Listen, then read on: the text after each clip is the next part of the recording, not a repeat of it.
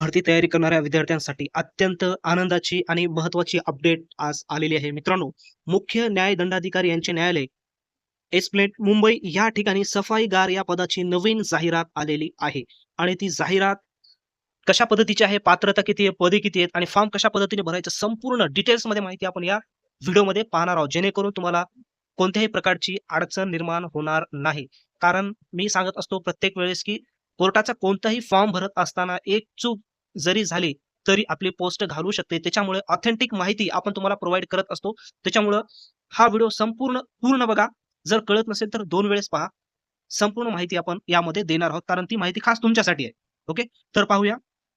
मुख्य न्याय दंडाधिकारी यांचे न्यायालय एस्प्लॅनेड मुंबई यांच्या स्थापनेवरील सफाईगार किंवा मेहतर टोटल मित्रांनो 7 पदे आहेत. त्यांची निवड केली जाणार आहे. महत्त्वाचा मुद्दा म्हणजेच 7 पदं सिलेक्शन यादीमध्ये असणार आहेत. आणि दुसरी महत्त्वाची गोष्ट म्हणजेच काय म्हटलेलं आहे या ठिकाणी, त्यापैकी 5 उमेदवारांची निवड सूची आणि 2 उमेदवारांची प्रतीक्षा सूची. म्हणजे या प्रकारची टोटल पदे 7 असतील आणि 5 उमेदवारांची निवड केली जाणार आहे आणि 2 जी पद आहेत त्यांची प्रतीक्षामध्ये वेटिंग लिस्टमध्ये त्यांना ठेवणार आहे. आता दुसरा मुद्दा पहा यामध्ये काय म्हटलं, जे उमेदवार दिनांक 16/3/2025 रोजी पात्रतेचे निकष पूर्ण करतात. याचा अर्थ जे विद्यार्थी पात्रता देखील आपण पाहणार आहोत. त्यांच्याकडून नमुन्यामध्ये 17/3/2025 ते 1/4/2025 पर्यंत ऑफलाईन पद्धतीने अर्ज मागवण्यात येत आहे. आता यामध्ये याने असं का म्हटलेलं आहे, की 16/3/2025 पर्यंत म्हणजेच वयोमर्यादा वगैरे यामध्ये असू शकते. तर ते आपण पूर्ण डिटेल्स पाहत असताना पाहूया.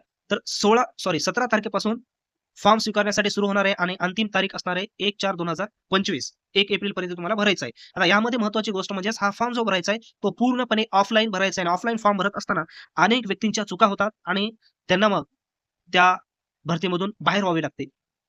त्याच्यामुळे कशा पद्धतीने पाठवायचं पहा यांनी स्पष्ट उल्लेख केलेला आहे, परंतु काही विद्यार्थ्यांना कळत नाही. स्पीड पोस्टाद्वारे मागविण्यात येत आहे. फक्त आपल्याला काय करायचं, स्पीड पोस्टाद्वारे हा पूर्ण फॉर्म भरून आपल्याला पाठवायचा. कशा पाठवायचं ते आपण पाहणार आहोत. अर्जाचा नमुना दिलेला आहे आणि तसेच ही जी काही वेबसाईट आहे, त्या वेबसाईटवर देखील तुम्ही पाहू शकता. आपण पाहणार आहोत समोर अर्जाचा नमुना किंवा टेलिग्राम चॅनलवर मी टाकणार आहे. त्या ठिकाणी जाऊन तुम्ही तो डाउनलोड करा आणि फॉर्म भरा. तर पहा कशा पद्धतीने आहे. अर्ज सादर करण्याकरिता पत्ता. आता हा जो ॲड्रेस आहे, तो ॲड्रेस महत्त्वाचा आहे. तुम्हाला ऑफलाईन फॉर्म भरायचा असल्यामुळे हा ॲड्रेस तुम्हाला तुमचा जो A4चा लिफाफा आहे, त्या लिफाफ्यावर तुम्हाला काय करायचं असते, हा ॲड्रेस तुम्हाला टाकायचा आणि ह्या ॲड्रेसवर तुम्हाला काय करायचं, तुमचा ऑफलाईन फॉर्म भरायचा आहे. आता यामध्ये पदाचे नाव आहे, निकष, शैक्षणिक पात्रता सर्व गोष्टी आता यामध्ये त्यांनी दिलेल्या तर पाहूया. स्पष्ट उल्लेख त्यांनी केलेला आहे. सफाईगार 5 पदे असतील, 2 प्रतीक्षा यादी असेल. दुसरी महत्त्वाची गोष्ट म्हणजेच काय यामध्ये जो फॉर्म आहे बाय हँड जर तिथं जवळ असतील कोणी आणि असा विचार केला की मी स्वतः जाऊन देतो, तर अशा प्रकारचं काही होणार नाही. त्याच्यामुळे तुम्हाला ऑफलाईन पद्धतीनेच हा अर्ज पाठवावा लागणार आहे.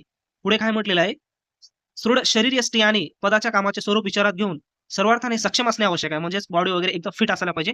त्याला स्वच्छतेबाबतची उपकरणे हाताळण्याचा अनुभव असल्यास प्राधान्य देण्यात येईल. इथं एक महत्त्वाचा मुद्दा सांगतो, हा फॉर्म अशा व्यक्तींनी भरा, म्हणजे प्लस पॉइंट सर्वांनीच भरा, परंतु अशी व्यक्ती देखील फॉर्म भरत नाही. समजा कोविड काळामध्ये ज्या व्यक्तींनी वार्ड बॉयमधून हॉस्पिटलमध्ये काम केलेलं आहे, कोविड काळामध्ये एवढं महत्त्वाचं काम केलेलं आहे, अशांनी तर 100% हा फॉर्म भरा आणि ज्या हॉस्पिटलमध्ये, ज्या पी-एस-सी सेंटरमध्ये तुम्ही काम केलेलं तिथून अनुभव प्रमाणपत्र घ्या, तिथं जोडा आणि हा फॉर्म तुम्ही काय करा, बिनधास्त भरून टाका. कारण तुम्हाला त्या ठिकाणी प्राधान्य देण्यात येईल असं त्यांनी स्पष्ट उल्लेख केलेला आहे, की ज्यांना अनुभव आहे. आता कोविड काळामध्ये ज्या व्यक्तींनी काम केलं त्यांच्यापेक्षा जास्त अनुभव कुणाला असणार आहे?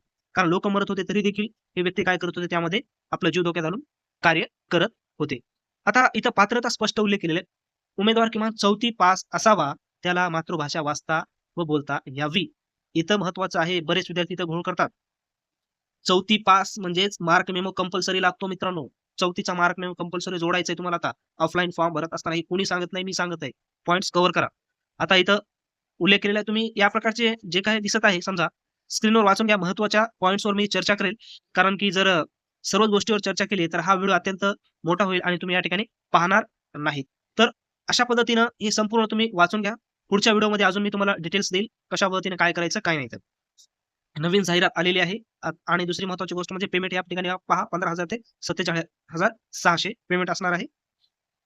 पुढच्या व्हिडिओमध्ये संपूर्ण डिटेल आपण पाहूया. त्या अगोदर तुम्ही जर नवीन असाल तर चॅनलला सबस्क्राईब करा आणि टेलिग्राम चॅनलची लिंक डिस्क्रिप्शन बॉक्समध्ये दिलेली आहे. त्या ठिकाणी देखील तुम्ही त्या चॅनलला सबस्क्राईब करा. आता ह्याच्यावर 2-4 व्हिडिओ तयार होतील. सर्व व्हिडिओ मी तुम्हाला टेलिग्राम चॅनलवर अपलोड करेल. म्हणजेच लिंक टाकेल आणि YouTube चॅनलवर ते व्हिडिओ असतील. जेणेकरून तुम्हाला कोणतीही समस्या निर्माण होणार नाही आणि तुमचा फॉर्म स्वीकारला जाईल आणि शॉर्ट लिस्टमध्ये देखील तुमचं नाव येईल. त्या पद्धतीने संपूर्ण गाईडन्स मी तुम्हाला करणार आहे.